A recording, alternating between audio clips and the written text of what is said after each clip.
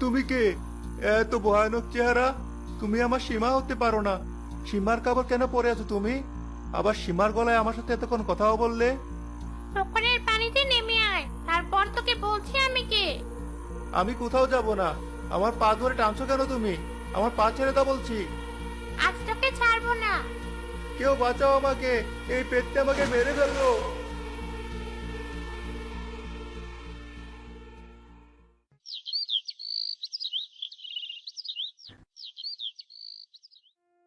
কাল সকালে তারেকের বউকে খুঁজে পাওয়া যাচ্ছিল না, এখন আবার তারেককে খুঁজে পাওয়া যাচ্ছে না। দুজনের যে কি হলো কে জানে। বাবা, আমি মিলিকে নিয়ে পুকুর পাড়ে গোসল করতে গেলাম। আচ্ছা যাও, তবে সাবধানে থেকো। তোমার তারেক চাচা আর সীমা চাচিকে কাল থেকে কোথাও খুঁজে পাওয়া যাচ্ছে না। কি বলছো? চাচা চাচি তো আমাকে অনেক আদর করতো। কি যে হলো ওদের কে জানে। তুমি গোসল শেষে বাড়ি ফিরে আসবে, কিন্তু দেরি করবে না। আচ্ছা বাবা, এই মিলি চল।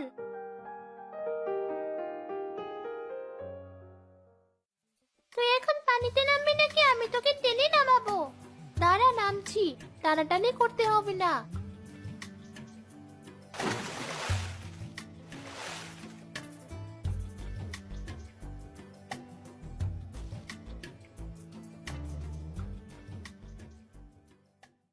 মিলি, অনেক আনন্দ করেছো পুকুরে, এখন বাসায় চলো। লিজা, বাবা আমাকে ডাকছে, আমি গেলাম। তুই যাবি না? তুই যা, আমি একটু পর আসছি। ঠিক আছে বাবা, চলো। আমি আরেকটু এই পুকুরের ঠান্ডা পানিতে সাঁতার কাটি, খুব ভালো লাগছে।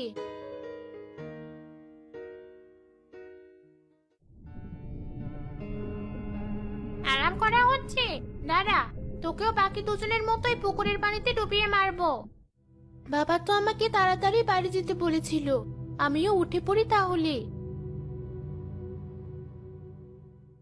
মেয়েটা পানি থেকে উঠে গেল, একেও আবার কষ্ট করে টেনে পুকুরে নামাতে হবে আমার। পুকুরের পানিতে কার চুল দেখা যাচ্ছে? আমি ছাড়া তো অন্য কাউকে পুকুরে নামতে দেখলাম না। মেয়েটা এদিকে আসছে। ধরেছি তোর পা, এবার তুইও মরবি। তো তুমি কি আমার পা টানছো কেন? ছেড়ে দাও বলছি। না, তোকে ছাড়বো না আমি। কে কোথায় আছো? বাঁচাও আমাকে। কেউ নেই আশেপাশে তোকে বাঁচানোর মতো। আজ তুই আমার হাতেই মরবি। ওকে ছেড়ে দাও। তুই, তোকে মেরে আমি না তোর লাশ লুকিয়ে রেখেছিলাম। তুই আবার এখানে কিভাবে এলি? আমি সীমার আত্মা। কাল তুই আমার স্বামীকে ফাঁদে ফেলে ওকে হত্যা করেছিস। আমি কিছুই করতে পারিনি, কিন্তু আজ লিজার মতো ছোট একটা মেয়েকে আমার চোখের সামনে মরতে দেব না আমি। আমার হাত ধরলি কেন? ছাড় বলছি। লিজা, তুমি এই শাড়ির টুকরোটা নিয়ে তাড়াতাড়ি পালাও এখান থেকে। আমি এই পেতনিটাকে বেশিক্ষণ ধরে রাখতে পারবো না। এই পেতনিটাকে না থামালে ও একে একে গ্রামের সবাইকে মেরে ফেলবে। এখন তুমি আমাদের শেষ ভরসা। কিন্তু আমি এই পেতনিকে কিভাবে থামাবো? পুকুর পাড়ের ডান পাশের রাস্তা ধরে এগোলে একটা পুরনো বাড়ি দেখতে পাবে। ওখানে গিয়ে রাত্রির কথা জিজ্ঞেস করলেই সব বুঝে যাবে। এই পেতনিটার নামই রাত্রি। কিন্তু সীমা আর কিছু বলার সুযোগ পেল না। কুরতলের পেতনির সাথে লড়াই করতে করতে দুজনে পুকুরের পানিতে তলিয়ে গেল।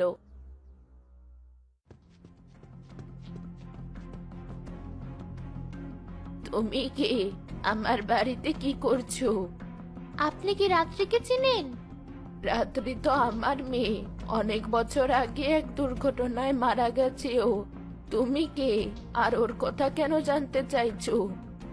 আপনার মেয়ে মৃত্যুর পরও পুকুর পাড়ে যাকে একা পাচ্ছে তাকেই মেরে ফেলছি। তুমি আমার সাথে মশকরা করছো? আমার মেয়ে যে এমন করছে তার প্রমাণ আছে। এই শাড়ির টুকরোটা দেখুন। এটা তো রাত্রির প্রিয় শাড়ি। তার মানে আমার মেয়ে আসলেই খুন করছে। এই ঘটনা শুনে আপনার হয়তো খারাপ লাগছে, কিন্তু এতদিন পর তার এসব ঘটনা ঘটানোর পেছনে কারণ কি? রাত্রি বেঁচে থাকতে গ্রামের কারোর সাথেই ভালো ব্যবহার করতো না, আর ওর চাহিদার পরিমাণও দিন দিন বেড়েই চলেছিল। একদিন আমার সোনার একটা হার চাই। তুমি যেভাবেই হোক আমাকে হার কেনার টাকা জোগাড় করে দাও। আমি এখন এত টাকা কোথায় পাবো? কয়েকদিন আগেও তো তোকে সোনার দুল কিনে দিলাম। আমি এত কিছু জানি না, সোনার হার আমার লাগবেই। আচ্ছা, দেখি কি করা যায়। তোমার এই জমিটাও বন্ধক রাখতে এসেছো রাত্রির মা? এভাবে একে একে সব জমি বন্ধক রাখা শুরু করলে খাবে কি? কি আর করব বলুন, বাপ মরা মেয়ে আমার, কোনো কিছু আবদার করলে ফেলতে পারি না। মেয়েকে এত বেশি লাই দিও না, এর ফল ভালো হবে না, তুমি দেখে নিও। গলার হারটা অনেক সুন্দর হয়েছে মা, একদম আমার মনের মতো। আমি এখন এই গলার হার আর আমার প্রিয় শাড়িটা পরে পুরো গ্রাম ঘুরে বেড়াবো। সাবধানে থাকিস, এত দামি হারটা হারিয়ে ফেলিস না। আমি আমার জীবন দিয়ে দেব, তবুও ওই হারের কিছু হতে দেব না। তোর গলার হারটা কি নতুন কিনেছিস রাত্রি? অনেক সুন্দর হয়েছে। মা, আজকে অনেক টাকা দিয়ে এই হারটা কিনে এনেছি, তুই নজর লাগাবি না কিন্তু।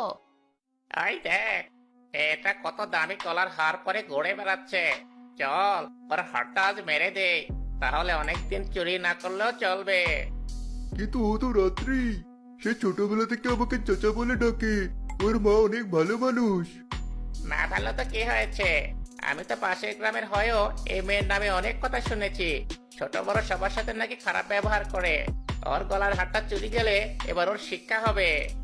ঠিক আছে, তুই যখন বলছিস মুখটা ডেকে নেই, যেন না চেনে।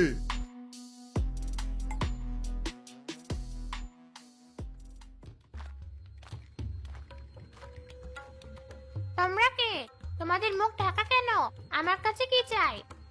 তোর গলার হারটা আমাদের চুপি চুপি দিয়ে দে, নয়তো এই ছুরি দিয়ে এখনই তোর গলা কাটবো।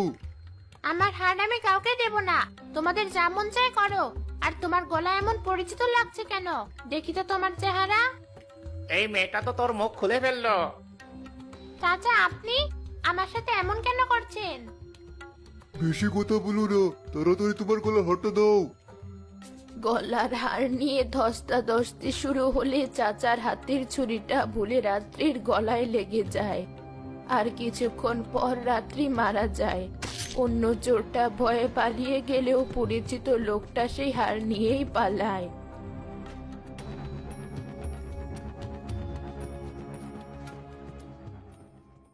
দুই দিন পর চোর নিজেই আমার কাছে আসে।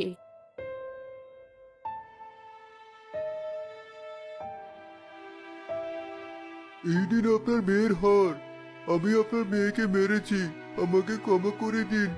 আর আপনার মেয়েকেও বলুন সেই জন্য দয়া করে আমাকে ক্ষমা করে দেয়। এসব কি বলছেন আপনি? তার মানে আপনার জন্য আমি আমার একমাত্র মেয়েকে হারিয়েছি? রাত্রির হার আমি ফেরত দিয়েছি। ও আর এখন আমার উপর আর এই গ্রামের উপর প্রতিশোধ নিতে চাইবে না। আমি চলি। পরের দিন পুলিশ তার বাড়ি গিয়ে দেখে লোকটা আত্মহত্যা করেছে। এই ঘটনার পর অনেক বছর পেরিয়ে যায়। 2 দিন আগে আমি রাত্রির গলার হারটা বের করে দেখছিলাম। তখন ভাবলাম এই হারের জন্যই আমার মেয়েকে হারিয়েছি আমি। তাই রাগ করে হারটা পুকুরে ফেলে দিয়েছিলাম। ওই হারটা পুকুর থেকে বের করলেই হয়তো সব ঠিক হয়ে যাবে। আপনি এখনই আমার সাথে পুকুর পাড়ে চলুন।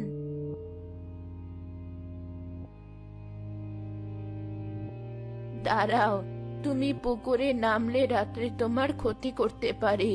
আমি পুকুরের তল থেকে হারটা খুঁজে নিয়ে আসছি।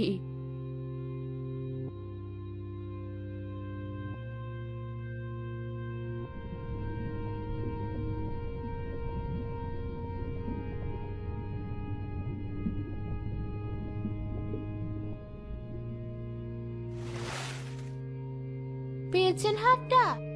হ্যাঁ, এই তো আমার হাতে। মা, তুমি? কতদিন পর তোমাকে দেখলাম।